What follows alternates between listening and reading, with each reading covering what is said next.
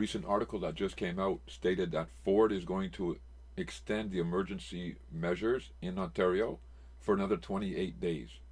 So they're saying until May 4th, I think exactly. Ontario will extend its state of emergency by another month.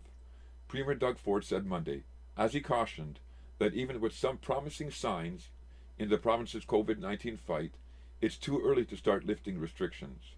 The legislature will sit for an emergency session Tuesday to extend the orders by another 28 days, which closed non-essential businesses and childcare centers. The province has not yet said whether the school closures will be extended beyond. As we are seeing, the emergency declaration is being extended for a certain period. I believe that this is the operation that the government's going to use each time they come down to the end of the prior period. So they will extend the emergency declaration, and as we get down to the last couple of days, they'll re-extend it again. And I see this going on for at least a couple of months, maybe till June or July, and then they might try and ease back on the restrictions, let people back out again, and see what happens. Or, if the virus continues to spread and the numbers keep growing, perhaps they'll just keep extending the emergency declaration and not cut back on the restrictions in June or July. But nevertheless, they've extended it again. Now, they're doing this because they don't want to tell you all at once, hey, listen, we're going to lock you down for 6 months or a year. They think that people would freak out. They think that there would be depression and riots and arguments. So they're deciding not to let you know all at once, but to tell you in incremental shots. From this point forward, if you plan on going out to get groceries or any type of supplies, or even just to go for exercise or to get out of your house, I would make one serious recommendation to you. Do not carry any type of cellular phone, iPad, or anything that can be traced or tracked from this point forward. I'm under the opinion that they're going to be putting or instilling contact tracing very shortly, possibly within the next month. And therefore, you don't want to be able to be tracked and then be accused of being in a place where someone had the virus.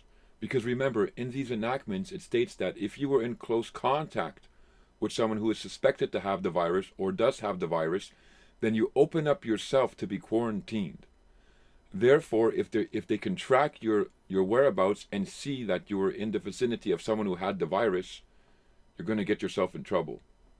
So make it a point from this time on not to be carrying any type of cellular phone, iPad, or the like. Danger. Danger. Attention. It's getting a lot harder to ship food around the world. The port backups that have paralyzed food shipments around the world for weeks aren't getting much better. In fact, in some places, they are getting worse.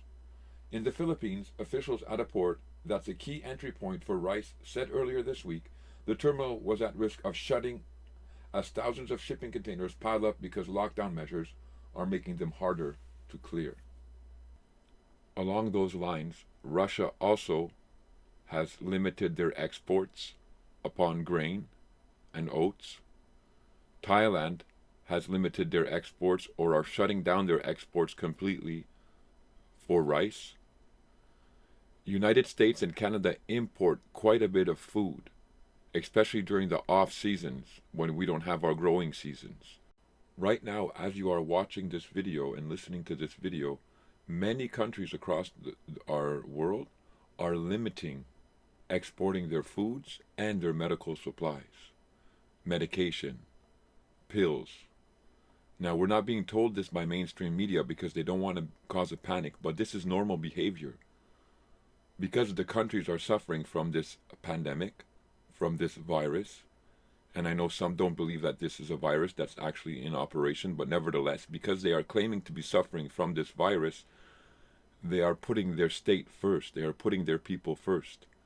And they are saying, okay, what we used to sell to make money, now we're going to need it for our own people here. So they're going to be banning exports. And as this continues to get worse, the banning of the exports are going to increase to what I believe is a complete shutdown of the international trade and commerce as it comes to food security. I'm going to read you a report, and I want you to listen to what the minister is saying, what he's declaring, without actually declaring it. Newfoundland, Canada faces possible food shortage as pandemic hammers key shipping company. The economic fallout of the pandemic may force a vital carrier of food and medicine to Newfoundland and Labrador to tie up its fleet of ships and stop delivering as much as half of the island's food supply. Oceanex Incorporated, which runs weekly trips from Montreal and Halifax to St. John's, is saying that it's losing millions a week due to the drop in volumes caused by the COVID-19 pandemic. It is asking the federal government to offset its losses so it can keep running supplies to St. John's.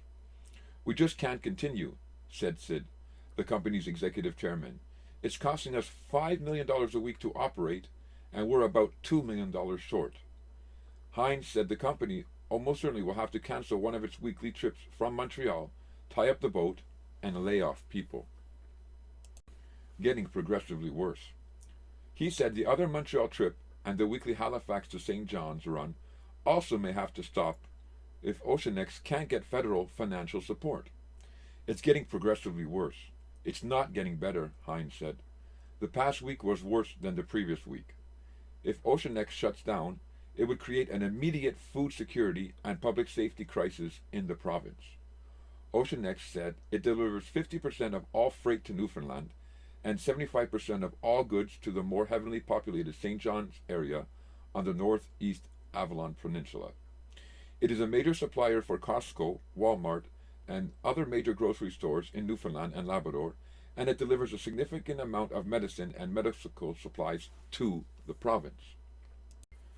Newfoundland and Labrador Premier Dwight Ball warns that the island has just 5-day food supply and that losing Oceanex services could lead to a critical shortage.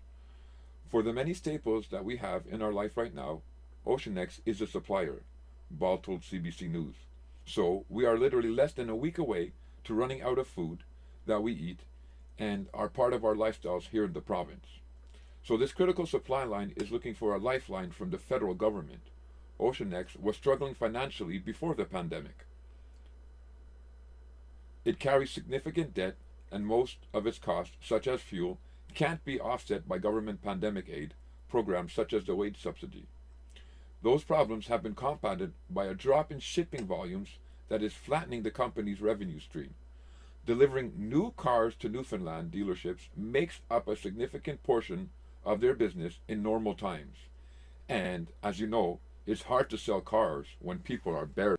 So Oceanex is out $2 million or $3 million, whatever it was, and they want the government to subsidize that. So in turn, he's saying, "We're not selling cars, we're not shipping cars, so we want the money from you, government. Even though we're not going to do the business, we want the money from you." That's not the point of that interlay, and that's not the point of those video cuts that I just did. The point was that we are approaching a time that we're going to be witnessing and experiencing food shortages.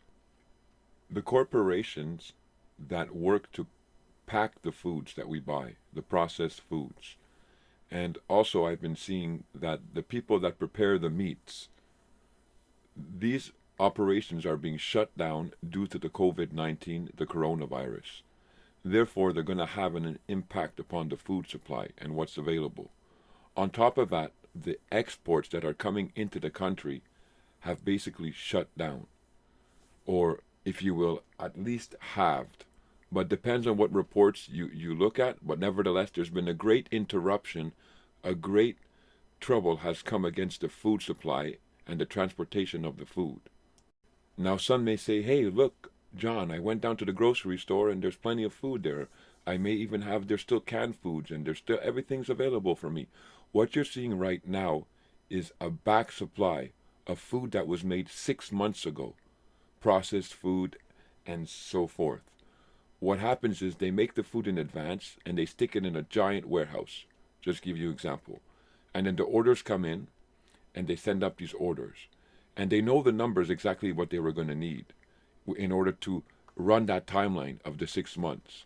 What they didn't forecast or put into their estimations and into their production lines meaning the production of the food, was a pandemic, an epidemic, and a changing of the situations and the factors thereof, which are very impactful upon their capability to supply the supply chain.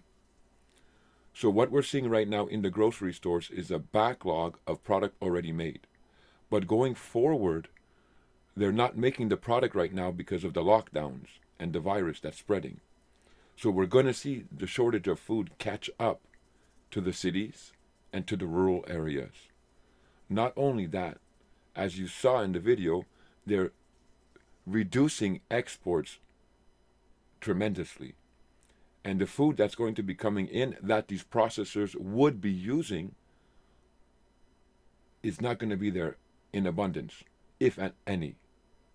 I can't make the prediction wholly, but if at any. So even when the processors will be ready to make the food, what elements will be there for them to be using? We don't know. All we know right now is what we're being told through the media, and none of us can get up from where we are at home and go verify these reports firsthand. We have to take what we're being told. We have to take what we're seeing, whether we try and verify it through independent media sources. What I'm seeing out there and what I'm finding out there is the fact that we're going to be hit really hard on our food supply. And we don't feel it right now because, as I said, we're buying up the backlog. But it's coming within the next couple of months. Go verify the shipping logs. Go and see the shipping traffic. Go and check on the internet the containers that are not moving from one country to another to see if not what I'm putting forth does not have some reality to it. South Korea reports more recovered coronavirus patients testing positive again. Seoul, South Korea reported on Monday that at least 116 people initially cleared of the new coronavirus had tested positive again, although officials suggested that they would soon look at easing strict recommendations aimed at preventing new outbreaks. So we're seeing that people who have caught the coronavirus, they're recatching it again. This is teaching us that there are no antibodies present within their systems. This is a little troublesome because we're seeing reports like this coming out of many countries of the world. And what they're saying is that you can catch the coronavirus, go through the battle, and then come out the other end, and it seems like the infection is gone, but then again you reinfect yourself. You catch the virus again. So in essence, what they're saying is that some people are not producing antibodies once they come in contact with this virus. And that is very, very, very dangerous.